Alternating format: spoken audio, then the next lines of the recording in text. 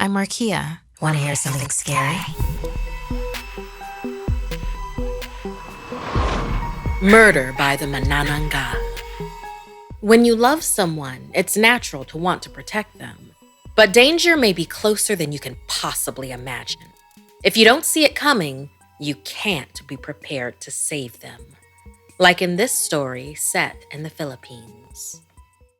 Gabriel didn't like having to leave his heavily pregnant wife and son when he traveled for work to Manila. But not only did he have to pay the bills, but he had to pay off the huge gambling debt he'd accumulated over the years. His family knew nothing about his secret addiction or the amount of money he owed, and now there would soon be another mouth to feed. He needed to take any work offered to help pay it off. This particular construction job had come without warning, and he had had little time to figure out a sitter. Luckily, he'd found a woman named Ning through an online posting. She said she could look after Josh, and she could also stop by to do the chores. Despite not knowing a thing about her, she reminded him of his grandmother, and he was desperate. She'd appeared at the perfect time. The first day Gabriel was away, Ning picked Josh up from school and made dinner. In the evening, Josh rubbed oil on his mother's feet and helped her to bed, like his dad had instructed him. After tucking her in, he looked back to make sure she was safe and comfortable. He smiled, and he went into his own room to get some rest. Around midnight, Josh was awakened by strange noises coming from his mother's room. He leapt up from his bed to rush to her aid. He swung the door open and was greeted by a terrifying vision. Peering down at his mother from the ceiling was a horrific-looking creature. Its lower torso seemed to be missing, entrails flapping from where the stomach ended. Sure enough, with a quick dart of his eyes, Josh confirmed the lower half of the body stood in the corner of the room, macabrely awaiting reattachment. Huge leathery bat wings kept it afloat, and an enormous elongated tongue protruded from its maw. When it looked at Josh, he had a glimmer of recognition. This thing was Ning, the mysterious sitter. "Mom!" She heard him and begged for help, and he knew he had to do something before the monster destroyed his mother and unborn sibling. She was weeping and praying for her baby, but seemed unable to move. "She's a Manananggal. Josh, you must kill her and save your sibling." Josh felt the room sway as he fought to stay conscious, terror washing over him.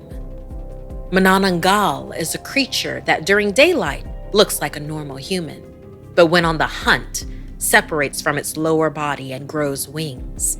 This allows it to fly and maneuver easily towards its prey. The 4-feet-long proboscis-like tongue was designed with one sole purpose: to suck the blood of pregnant mothers and to suck up the fetus.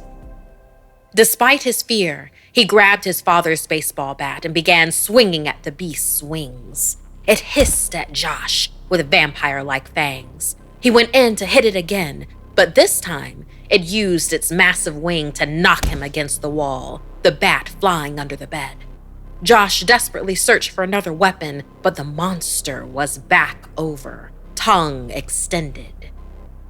She tried to cover her belly, but the creature used its human arms to pin her down. Josh panicked, sensing only one choice left. "Take me instead," he cried out, his voice cracking. "Leave my mom. You can have me, all my blood." "No," sobbed his mom, but the Manananggal was interested. It swung its wing at her face, knocking her out, then swooped over to Josh. Despite his terror, he felt noble, knowing his father would have been proud that he'd sacrificed himself for his mama and the baby. The creature grabbed Joshua by the neck and bit, sinking in its fangs. Blood spilled all over them, splattering the walls, and then threw his body with such force he smashed through the window, landing outside. Poor Josh was dead before he hit the ground. The Manananggal lapped up the residual blood, but was unsatisfied.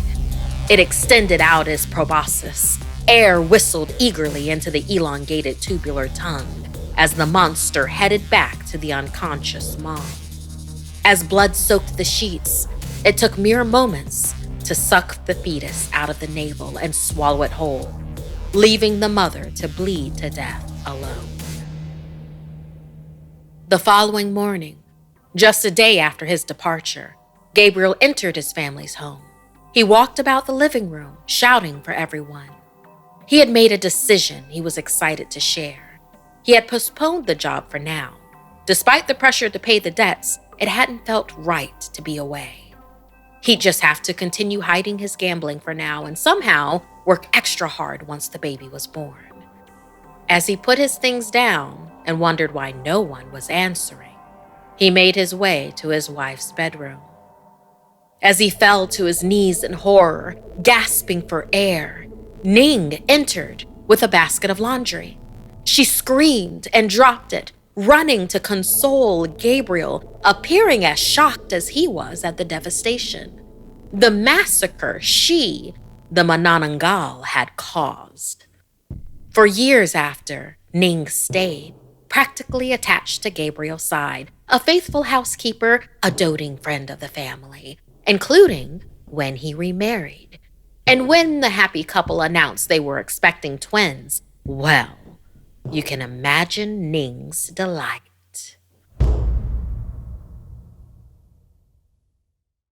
Never get tired of a good whodunit? Then you'll love June's Journey. You play as June Parker, an amateur detective investigating a series of mysteries.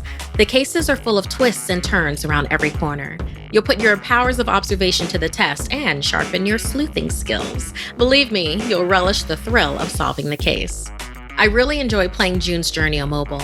I usually play at night to wind down before bed or in between recording sessions. Sometimes in meetings, but don't tell anyone that. Sit back, relax, and let your inner Sherlock escape to the glamorous Roaring '20s. With new chapters every week, there's always a new case waiting to be cracked. There is a detective in all of us. Find your inner detective. Download June's Journey free today on the Apple App Store or Google Play. If you'd like to submit a story, send me an email at somethingscary@snarled.com. Like and share this video if it gave you the chills. And don't forget to subscribe to Snarled and turn on the bell for notifications. And if you dare, follow me on social media. Until next time, my dark darlings, sweet dreams.